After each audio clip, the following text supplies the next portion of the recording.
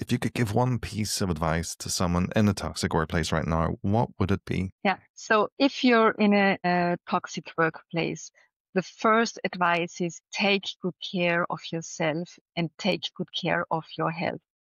Because if your health is affected, the game could be over. And so that's very important. Take care of you and your health.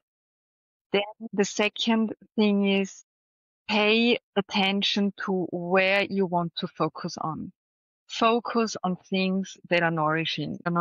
If you're at work, you might lose energy, so focus on the things that give you energy back. Then it's also very important to keep your long-term vision in mind.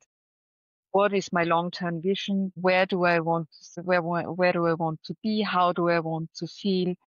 Which kind of what do I aim for?